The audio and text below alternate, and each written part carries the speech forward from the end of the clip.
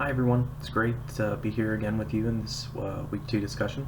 For this discussion I chose to examine 3 articles that give us an insight into the functions of early Plymouth colony and also highlight what went wrong when looking at the meltdown of the relationship between Native Americans and early colonists from 1621 to 1675. These 2 years reflect when the Plymouth colonists arrived in the New World and the start of King Philip's War. The first work I've chosen to examine is The Treatment of Indians in Plymouth Colony by David Bushnell. This article really is an overview look at the relations between the Pilgrims and their Native American neighbors. As the Pilgrims were planning to come to the New World, they never really established any rules for dealing with the native groups outside of what their religion expected of them in terms of the way they should treat others. This work discusses both the native and colonist perspective and breaks down concepts such as how European technology would influence and affect the daily lives of Native Americans. While this work mostly uses a social lens, it also looks at aspects of this relationship from a military perspective to some extent. Bushnell does well to document how Europeans would go about acquiring more and more native land, which put more and more strain on this relationship. In the end, the author concludes that the Pilgrims can be blamed for the disappearance of a large number of Native Americans, a unique perspective. It's important to always examine as many perspectives as you can so you can view a topic from a lot of different angles. The second work to be examined is The Military System of Plymouth Colony by Douglas Leach. This is mainly a source that focuses on militarism in early Plymouth. As with all the works here, the author gets more insight into the topic by using both primary and secondary sources.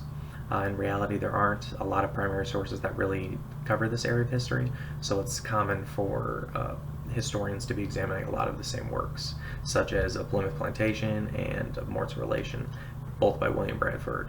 This article breaks down how it wasn't just the Native Americans that the Pilgrims were initially afraid of being attacked by.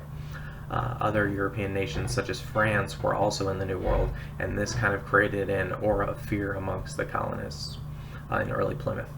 Leach also examines how early Plymouth used a militia system where each man was responsible for the duties of a soldier if required. But through time, the military system of Plymouth changed by them beginning to implement more and more regular forms of soldiers. This article does well to highlight the importance of Miles Standish as well, the early colonists' only true soldier, and how King Philip's War really transformed the way the colony functioned when speaking in terms of their military.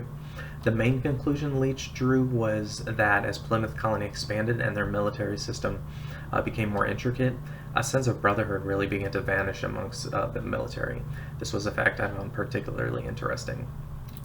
The last work I chose to examine is one entitled King Philip's Herds, Indians, Colonists, and the Problems of Livestock in Early New England by Virginia Anderson. This work is unique in that it breaks down the role livestock would play in the breakdown of relations between early New England colonists and Native American groups such as the Wampanoag. Originally, Plymouth had no livestock, and it would take about 4 years before they received a delivery of 4 cows. Ultimately, livestock ended up playing a huge role in the expansion of English colonization, though. Livestock would even allow agricultural production to be increased by the sheer muscle power of the livestock. The introduction of livestock would also be partially responsible for the end of the starving times in early Plymouth. The author does well to portray native perspectives in all of this as well by explaining how the domestication of livestock really challenged the belief of indigenous peoples in the area.